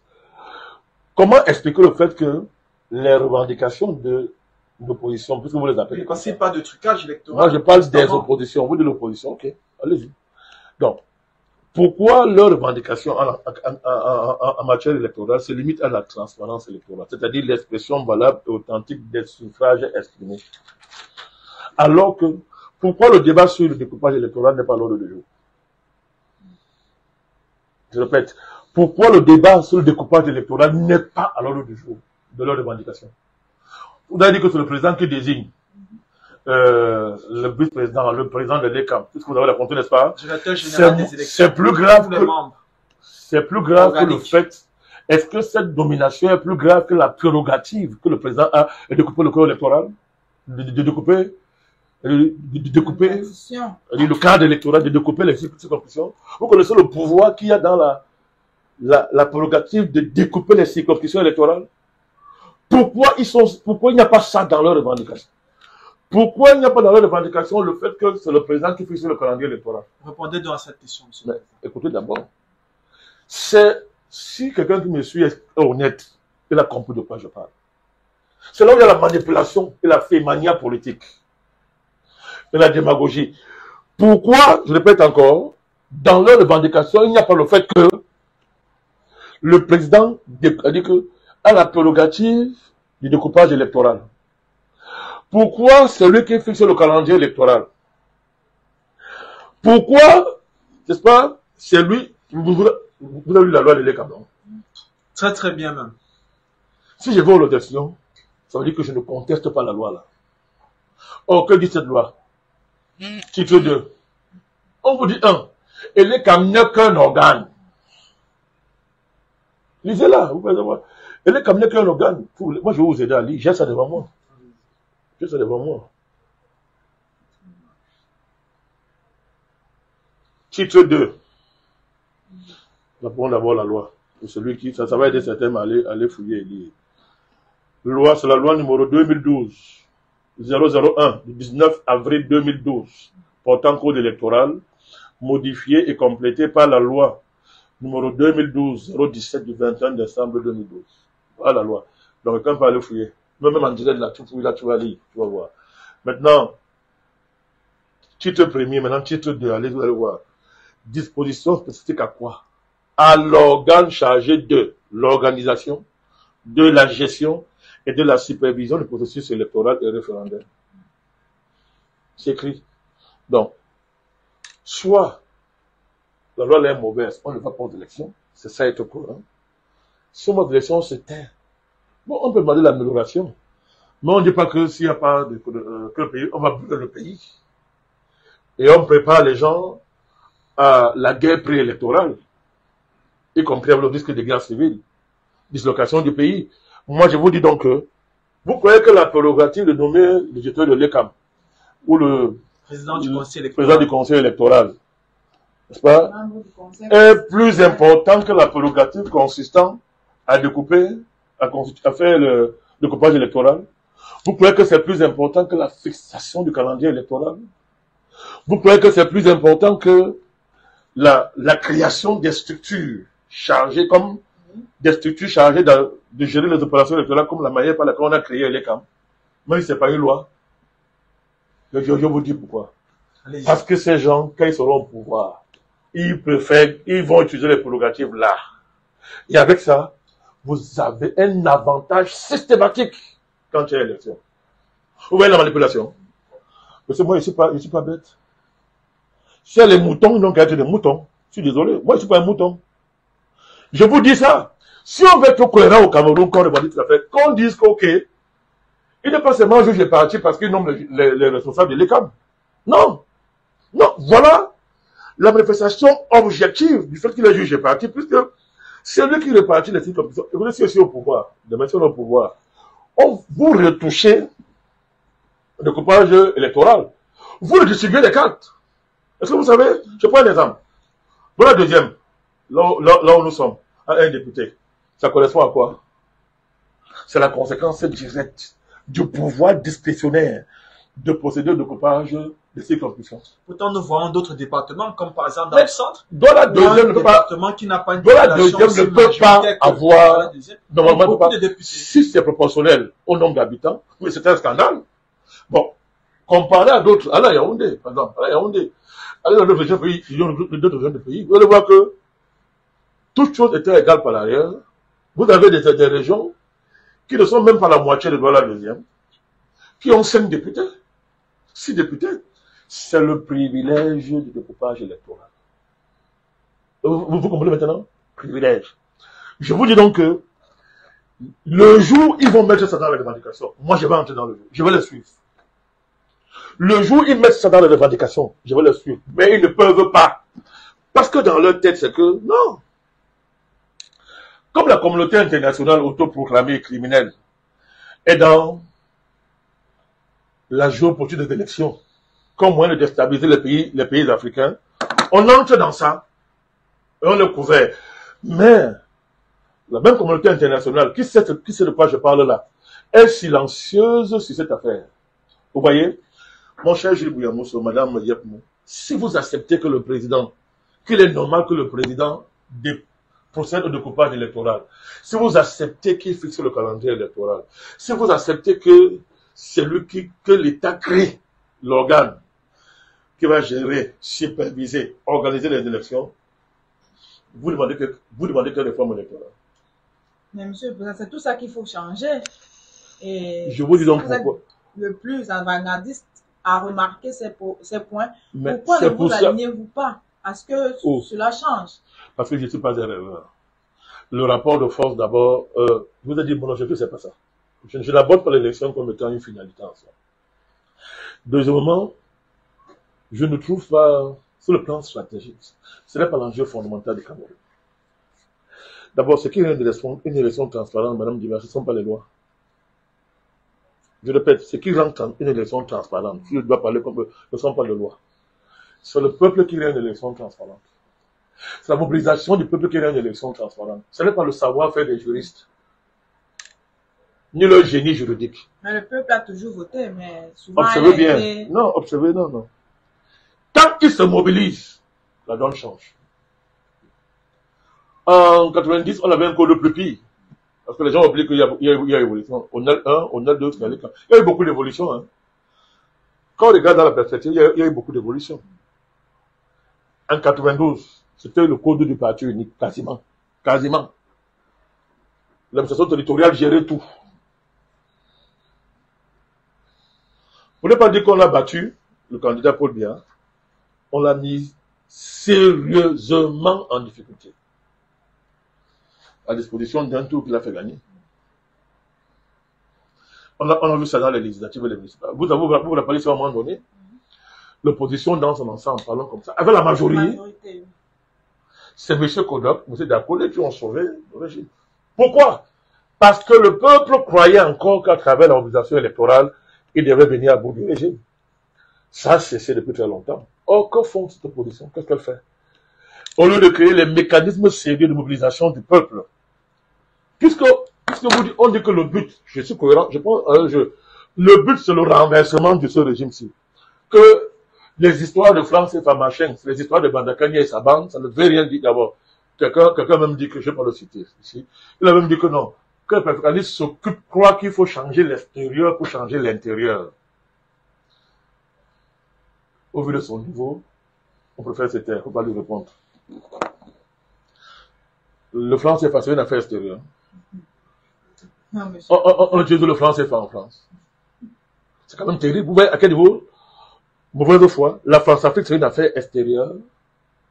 Les accords secrets, c'est une affaire extérieure. La question de l'iniquité des termes de l'échange, c'est une affaire extérieure. C'est une affaire extérieure. Vous voyez comment quand on n'a pas l'argument, on verse dans la mauvaise foi.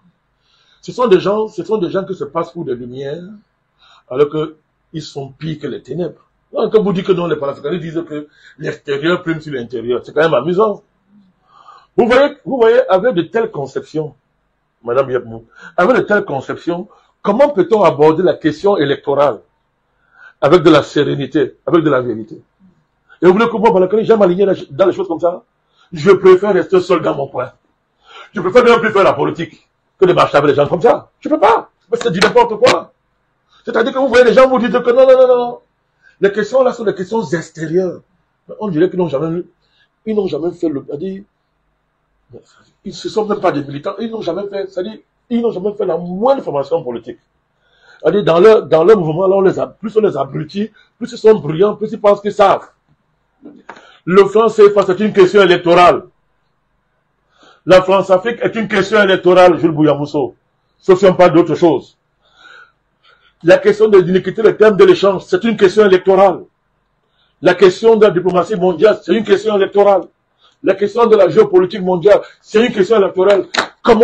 Par quelle mesure on peut dissocier ces questions-là de la question électorale? Si, dans un pays, le cadre électoral n'est pas en mesure de prendre en charge de telles questions, ce n'est pas un cadre électoral, c'est un cadre de sorcellerie.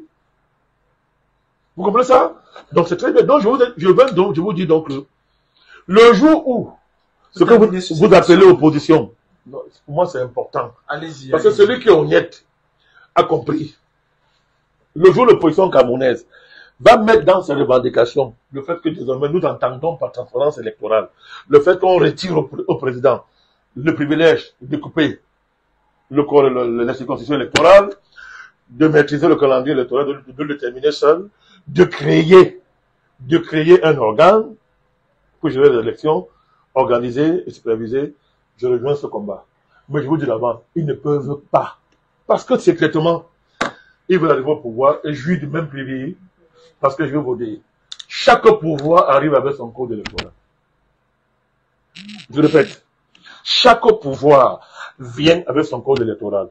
Une fois qu'il est au pouvoir, il va tailler le code électoral en fonction de ses intérêts. Est-ce que vous suivez ça? Voilà. Même au Sénégal. Mais, qu'est-ce que M. Sonko est en train de faire, lui et Diomaye, c'est quoi? C'est d'enlever à l'équipe qui a perdu les moyens de revenir au pouvoir. Mais qu'est-ce que vous croyez? C'est clair. Mais suivez l'actualité. En France, c'est même grave dans ces pays occidentaux. C'est grave. Il y a longtemps que la démocratie est morte là-bas. Elle n'a jamais existé. Sauf pour les naïfs. Donc, je dis que nous n'abordons pas la question comme ça. Le NMP aborde la question électorale dans la réconciliation d'une dynamique électorale avec les perspectives que je viens de vous dessiner. Alors, à ce moment-là, on va renverser la figure tutélaire. Moi, je vais vous dire la vérité. Dans les conditions actuelles, tant qu'on sera des colonies, vous ne pouvez pas gérer le Cameroun en termes d'élection et faire mieux que le président bien. Le mieux, ce n'est pas une élection à 2 tours. Le mieux électoral, ce n'est pas la question, ce n'est pas une élection à 2 tours. Non. Le mieux électoral, ce n'est pas l'histoire biométrique, ce n'est pas le fait qu'il y ait un superviseur, c'est-à-dire que le procès verbal qui sort les unes là, dans chaque bureau de vote, c'est ça qui est pris en compte, pas le procès verbal de l'institution fêtière des élections. Ce n'est pas ça. Ailleurs, il y a ça. Ça donne quoi? Le problème, c'est de s'assurer, que le cadre électoral, d'abord, se réconcilier avec notre histoire, notre culture, sans verser dans le féodalisme, et le passéisme, mais notre histoire, notre culture, mais Madame Yepou, notre patrimoine politique. Patrimoine politique. Cela suppose, Monsieur le Président Banakani, que d'autres modes de désignation existent. Bien sûr, ben, laissez le Quel est le mode? Quel est le mode? Non, c'est inventé. C'est inventé. On va sur la base Si un panafricaniste est au pouvoir, puisque je viens libérer, je viens pour finir avec le franc CFA, je viens pour en finir avec l'iniquité des termes de l'échange, avec la dictature géopolitique, etc., avec le wokisme version africaine, etc., n'est-ce pas? Mais je vais créer une dynamique dans le pays où on va aboutir à un code électoral qui correspond à cette démarche. Sinon à quoi? Pourquoi? Sinon ça sert à quoi? Sinon ça sert à quoi? Ça sert à rien. Vous voyez? Donc c'est ça l'enjeu. C'est ça l'enjeu de l'affaire. Donc, une fois le plus pour me résumer, les élections c'est un moyen. Ben, pour une fin. Il ne faut pas opposer l'élection au moyen à une fin. Les deux doivent aller ensemble. Mais au Cameroun, les opposants, qu'est-ce qu'ils font? Ils inversent la dynamique. L'élection devient une fin. Ce n'est plus un objectif. Ce n'est plus un moyen. L'élection devient une fin. Ce n'est plus un objectif. Ce n'est plus un moyen. Monsieur le Président, nous abordons là pratiquement la dernière marche de cette émission. Nous sommes dans un contexte d'élection présidentielle en vue. Et nous voyons des partis politiques affiner leur stratégie. Vous avez parlé de la question, par exemple, du code électoral. Nous avons une atmosphère politique qui est en train de bouillir, si on se fie aux paramètres que nous observons autour de nous. Monsieur le Président, nous avons aussi constaté que le chef de l'État, depuis un certain moment, fait beaucoup de tweets. Et certains bouches disent qu'il prépare sa candidature à l'élection présidentielle. Monsieur le Président, vous avez parlé des limites structurelles et systémiques de ce code électoral. Êtes-vous sûr qu'avec les velléités qui existent au cœur du pouvoir, est-ce que ce code ne peut pas être débordé? C'est-à-dire un détachement au sein du pouvoir pour renforcer une opposition, entre guillemets, qui correspond à la continuité néocoloniale et parachever d'une certaine manière cette logique néocoloniale de notre pays. C'est déjà fait. Moi, votre question traduit, je m'excuse, un retard dans la prise en compte de l'évolution. C'est déjà fait. Vous voyez qu'une partie de l'opposition, là, c'est quoi? C'est un détachement des barons de l'intérieur. Ils vont partie de vos opposants, là, ne sont qu'un détachement des barrières des barons de l'intérieur. Dans le cadre de la stratégie électorale, j'arrive. Comment ils vont se déployer? J'arrive. Je vous réponds. Votre question est très pertinente. Beaucoup d'opposants sont des créatures de factions qui s'affrontent à l'intérieur, dans le cadre d'un jeu. Le jeu, c'est quoi? Même les ministres qui ont fait 40 ans avec Paul Biya disent que non, c'est Paul Biya le problème. Non.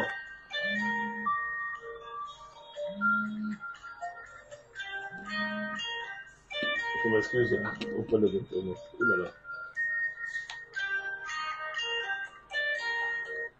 Voilà, je m'excuse. Allez-y, ce sont les aléas du direct, monsieur. Allez-y. Donc, j'étais en train de dire que il y a un deal secret. Parce que, et pour comprendre ça, il faut partir du principe que l'endocolonat est une classe. Or, beaucoup refusent que c'est une classe. Je sais pas, j'ai pas le temps de faire un cours sur les classes sociales, je suis désolé. Hein. Certainement, peut-être. Beaucoup de gens veulent faire la politique. Nous ferons une émission dessus. Les gens font la politique sans sociologie politique. C'est notre sociologie. C'est comme si on veut faire une religion sans prêtre, sans fondateur de la religion, etc. Vous parlez d'une classe? Une classe. L'endocolonat est une classe. Bon, en passant, je salue mon ami Etouke Faustin, l'épistémologue, qui m'a interpellé dans une de ses contributions sur le tribalisme, mais avec beaucoup de grandeur, avec beaucoup d'intellectualité. Je le salue en passant. Mais il estime que faut pas que j'exagère un peu sur la notion de l'endocolonat. Non, mon cher épistémologue, parce que je sais que nous suis. Je n'exagère pas, c'est un fait. L'endocolonat, c'est une classe. Même si elle est une créature du colon, c'est une classe. Et c'est une classe qui a acquis une certaine autonomie politique. J'ai pas dit historique, j'ai pas dit structurel, politique. Donc, ça veut dire quoi? Mais en tant que classe, elle réfléchit à son avenir. Mais c'est pas possible. Mais je sais pas, ça rend Tous sont omnibulés par la prévision. Mais ça rend même fou, mais ce sont les élémentaux dans la politique que tu es en train de faire là. Ils se situent de leur avenir. Et il est normal qu'ils pensent que leur créateur, celui qui les a conduits pendant plus de 40 ans, du fait de son âge, n'est plus à l'ordre du jour. Mais la stratégie élémentaire, c'est quoi? C'est de lui faire porter tout le chapeau de ce que vous appelez l'échec du régime, pour qu'eux, ils soient sains et saufs. Et que bon, ok, on nous a forcé d'être ministre, on nous a forcé. Je suis resté chez moi, on a dit que si tu n'es pas ministre, on va me tuer. Ils financent des journaux, ils créent des hommes politiques, ils fabriquent l'opposition. Il y a plein de partis dont la création, mais vous voulez qu'on parle de quoi? C'est connu. Dont la création est l'initiative de certains barons du régime. Donc il faut comprendre ça. Donc, c'est déjà fait. Quand vous dites détachement, c'est déjà fait. Sauf que, le président Paul Biya tient encore là-bas. C'est ça le problème. Il tient encore cette barre-là. C'est pour ça que ces barons n'ont pas le courage de flancher. Ceux qui ont voulu flancher la ligne savent comment ça s'est terminé. Ça s'est terminé. Parce que bon, ils deviennent toujours opposants quand ils perdent leur poste. Hein. Ils perdent leur poste, ils deviennent opposants. Donc, ils donnent des leçons à ceux qui sont dans l'opposition depuis 40 ans. Comme nous. En disant que c'est pire de soutenir que d'être ministre. Où on a appliqué pendant 7 ans la politique du président Biya. Nous qui avons soutenu le président, c'est plus pire. Alors que nous l'avons soutenu en refusant les avantages liés à ce soutien. Puisque nous n'avons jamais rien demandé. Donc, alors, pour que le cas que vous soulevez arrive, j'ai expliqué dans quelles conditions, malgré ce code électoral, on peut battre le président Biya. J'ai déjà parlé de ça ici. Malgré ce code électoral, on peut battre le président Biya. Il n'y a aucun code électoral au monde, quel que soit son caractère sophistiqué, qui peut s'opposer à la volonté d'un peuple décidé à en finir avec le régime. Ça n'existe pas. Un code électoral, c'est plus fort qu'une armée. Les peuples rappellent les armées, non? Ils prennent le pouvoir et imposent leur point de vue. Donc, vous dites que j'avais déjà expliqué ici dans quelles conditions c'est possible. J'ai pris l'exemple du Sénégal sur Abdou Diouf. Je voulais vous rappeler que le Sénégal a été l'un des premiers pays africains à expérimenter les ajustements structurels. Dès que Senghor part du pouvoir, le Sénégal est confronté aux questions d'ajustement structurel. Vous savez que le propre des ajustements structurels, c'est la misère sociale et d'alimenter la colère sociale et la rupture des liens entre le régime et les populations. Alors, à un moment donné, Diouf était très contesté parce qu'il y avait les souffrances d'ajustement structurel. 2 fois, il a gagné. Mais la 3e fois, le SOPI, Ouad, dans le cadre de la néocolonie française, la démocratie néocoloniale, Ouad avait réussi à structurer un mouvement socio-politique qui lui a permis de créer un rapport de force populaire tel que Diouf ne pouvait pas truquer. Alors, quand l'élection a lieu, le général qui était chargé de la sécurité du pays, c'est-à-dire de passer à ma force quand les unes ont dit le contraire, il a dit, monsieur le président, cette fois-ci on ne peut pas. Le pays va se casser. Pour sauvegarder l'essentiel de l'État, vous devez partir. Et Diouf a appelé Ouad, monsieur Ouad, félicitations. C'est ça l'histoire, c'est ça, c'est quand allez vous renseigner. Donc, la seule chose qui brise le carcan du code électoral, je répète, c'est la mobilisation populaire. Mais sur quoi allons mobiliser un peuple quand les perspectives fondamentales de sa libération ne vous intéressent pas? Pourquoi vous ne les voyez pas dans les combats sociaux? Ils ont les moyens de prendre ces combats en charge. Ils sont dans l'électoralisme, dans le buzz, dans les postures, machin comme ça. Et on croit qu'on va changer le code électoral d'un pays par son génie juridique. C'est de l'apprentissage. On change pas un code électoral par le génie juridique. On peut animer, on dit qu'on peut les aveugles, les bonnes sont rois. On peut animer, on peut faire l'animation électoraliste. Attendez à la veille d'une élection, on peut faire de l'animation. Mais croire que vous allez bousculer un système si établi seulement par votre génie juridique, ou bien parce que vous comptez sur l'extérieur, non, c'est de l'apprentissage. Ça marche pas dans ce régime. Donc voilà le problème. Mais sinon, les temps sont très mûrs, les contradictions du régime arrivent au bout. Et comment vous positionnez-vous maintenant? Je l'ai déjà dit. Vous revenez dessus encore? Pour nos internautes, parce que nous suivons la dynamique qui a cours dans le pays. Mon positionnement est panafricaniste et dialectique. Je répète encore. Mon positionnement est panafricaniste et dialectique. Ça demande de la culture politique. Ceux qui aiment le bruit, ça va les énerver. Mais je m'en fous. Moi, je dis, je m'en fous. Je cherche pas beaucoup d'arrêter. Le positionnement panafricaniste dialectique a fait ses preuves dans le cas du combat panafricaniste. Ce qui nous reste, c'est de montrer que c'est possible au Cameroun. Et on me le dit tous les jours. Mais je dis, nous travaillons pour ça. Ça veut dire quoi? Ça veut dire que, c'est l'évolution des contradictions internes d'un régime qui prépare le lit de sa chute. En dehors d'une mobilisation populaire. Même si vous mobilisez un peuple et qu'un régime, ces contradictions ne sont pas mieux, il ne peut ne pas tomber. Hein. Parce que s'il est uni, blanc, il ne peut pas tomber. Si l'armée est unie autour de l'administration, autour du parti dominant et tout, il n'est pas tombé. Au Cameroun, on a une sociologie électorale, on a une sociologie en matière de la dynamique des populations qui constituent le pays. On a une sociologie qui est très complexe. Et les forces électoralistes, ça ne veut pas voir ça. Elle est très complexe. Et le régime sait jouer avec ça. On a un épisode qui est... Vous vous rappelez quand la question sur le tribalisme a commencé à avoir pignon sur lui, organisé par certains éléments du régime. Je vous avais dit quoi? Vous l'avez oublié. Rappelez-vous. Vous avez dit que bientôt, le chef d'État va sortir en quoi? En rassembleur, chantre de l'unité, garant de la stabilité. Je n'ai pas dit que c'est lui qui organisait. Hein. Non, c'est pas lui qui organisait. Mais connaissant très bien son système et les forces qui agissent, il savait très bien qu'ils vont s'agiter comme ça. Et il va sortir pour être le rempart. Mais la sociologie politique camerounaise montre que il ne faut pas jouer avec ça. Regardez les titres présidentiels.